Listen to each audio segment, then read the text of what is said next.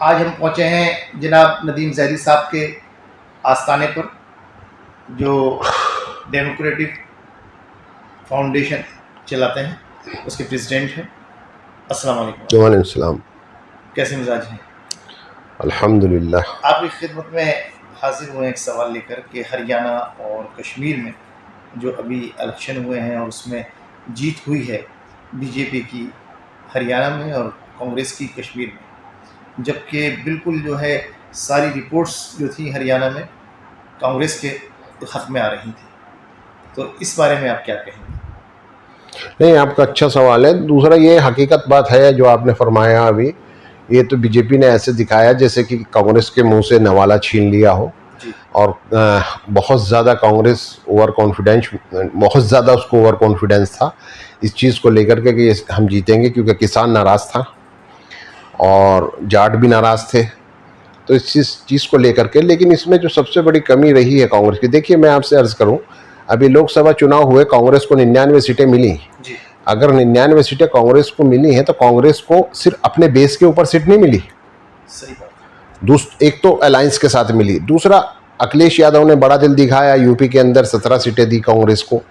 अब ये उपचुनाव हो रहे, उसमें कांग्रेस जो सीटें मांग रही थी तो उसमें शायद अखिलेश यादव 3 सीट देने के लिए तैयार हुए थे। लेकिन कांग्रेस के अंदर जो सबसे बड़ी कमी है, बीजेपी से जो लोग नाराज हैं उन लोगों ने कांग्रेस को वोट दिया।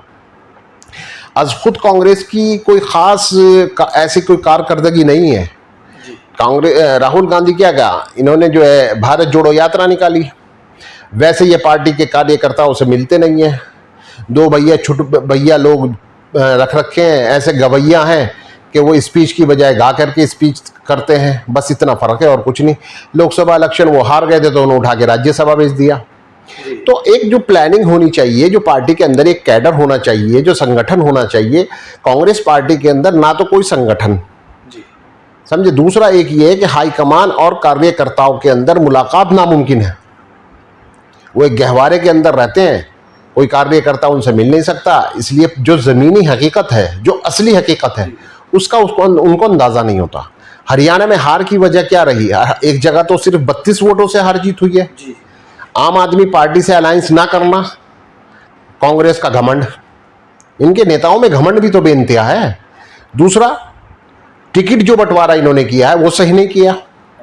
तकरीबन 10-12 सीटें ऐसी हैं, 10 सीटें तो कन्फर्म है कि जहां कैंडिडेट के बेस पे ये लोग हारे हैं, और हालांकि हारने का रेशो भी कोई ज़्यादा नहीं रहा, 1000, 1500, 2000, सिर्फ इतना रेशो रहा है।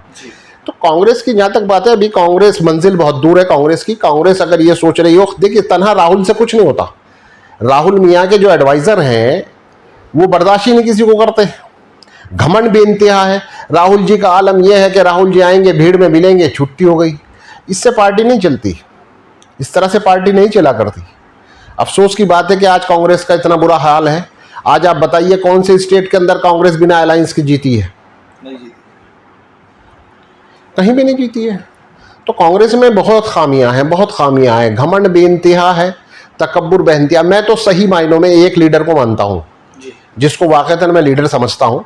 चौधरी चरण सिंह जब प्राइम मिनिस्टर थे तो हमारे नाना मुफ्ती अहमद अली सईद मुफ्ती आजम से उनका बहुत गहरा ताल्लुक था। जब सहारनपुर आए थे तो मैं भी छोटा था, उस वक्त रही होगी उम्र 7-8 साल की, तो मैंने भी साथ में, मुझे भी ये शर्फ हासिल हुआ कि मैंने हिंदुस्तान के प्राइम मिनिस्टर के साथ खाना खाया सहारनपुर में।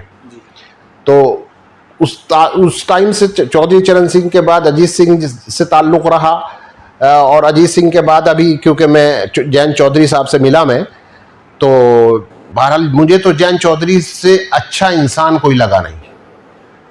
वो जो जेन्युइन पॉलिटिशियन होना चाहिए, वो सब खूबियां उस आदमी के अंदर है। मैं उस शख्स की दिल से इज्जत करता हूं।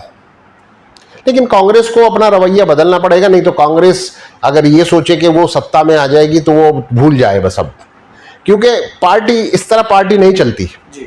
2 चेहरों से पार्टी थोड़ी चलेगी।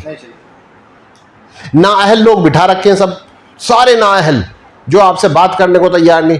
असल में वो 80-20 का जो एक मसला पैदा हुआ ना, तो 80-20 के मसले को लेकर के कोई सी भी सियासी पार्टी हो, ये मुसलमान को अपने करीब लगाने को तैयार नहीं।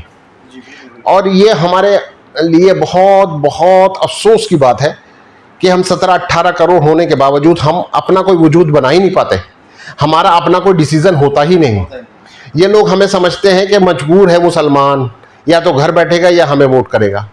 आप देखो यूपी के अंदर समाजवादी पार्टी को कब से, सन 92 के बाद से, जब मस्जिद शहीद हुई थी, उसके बाद से लेकर आज तक मुसलमान 1 to ऑल मुलायम सिंह अखिलेश यादव, मुलायम सिंह अखिलेश यादव, मुलायम सिंह अखिलेश यादव। उस वक्त भी कांग्रेस की, हालांकि कांग्रेस की सरकार थी, नरसिम्हा राव प्राइम मिनिस्टर थे, लेकिन 2 अल्फाज आज तक कांग्रेस ने कभी मुसलमानों से माफी के नहीं कहे। तो मुसलमान का हमदर्द कौन है भाई? अगर आप ये देखो कि मुसलमान के लिए, मुसलमान की तो मजबूरी है कि मुसलमान के लिए तो कोई पार्टी है ही नहीं, पार्टी नहीं कोई मुसलमान की, और कोई पार्टी बोलती नहीं मुसलमान के लिए।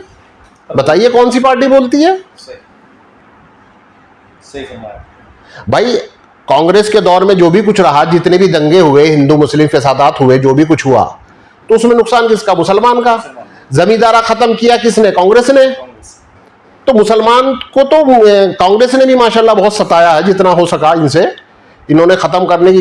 बस ये था कि एक पीछे से वार कर रहा है, एक सामने का दुश्मन है। लेकिन भारत कुल मिला के ये है कि मुसलमान का हमदर्द कोई नहीं है, कुल मिला के ये है। मैं आपसे बताता हूँ, राजीव गांधी जी, मौलाना असद मदनी साहब का ताल्लुक था इंदिरा गांधी से, बहुत अच्छा ताल्लुक रहा। उसके बाद इंदिरा गांधी के बाद राजीव जी आए, राजीव जी से हमारा बहुत अच्छा ताल्लुक रहा।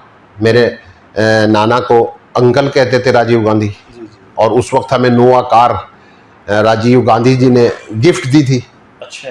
हाँ, तो इतना अच्छा ताल्लुक हमारा कांग्रेस में रहा है। लेकिन अब जो ये नई पीढ़ी है जी, इनका मामला बड़ा अजीब है। मतलब जितने पुराने कांग्रेसी और जो वाकईतन इस घराने से ताल्लुक रखने वाले कांग्रेसी थे, उसको इन लोगों ने दूर कर दिया। अब तो मतलब परस्त इनके साथ लगे हुए हैं और ये इनको उभार रहे हैं। जो वाकईतन कांग्रेस के जानशीन लोग थे, उसकी राहुल गांधी और प्रियंका जी ने कदर नहीं की। हमने भी जब से अपनी आंख खोली और नेशनल पार्टी को सिर्फ कांग्रेस पार्टी देखा है, और जितने लोग बचपन से अब तक हम देखते आ रहे हैं वो कांग्रेस ही के अंदर हैं। लेकिन उनकी कदर कीमत तो नहीं है ना, कदर कीमत नहीं है। ये बात आपने दुरुस्त फरमाई। इनको पहचान नहीं है लीडर की कि किसको हमें अपने साथ लगाना है। देखिए 100 आदमी को साथ ना लगाएं, 10 वफादार आदमी साथ लगा ले तो आप कामयाब हैं। तो इस पार्टी का जो बेड़ा गर्क हो रहा है कांग्रेस का, उसकी वजह यह है कि लीडरशिप खत्म हो चुकी है और लोगों को, सही लोगों का इंतखाब नहीं कर पा रही है लोग।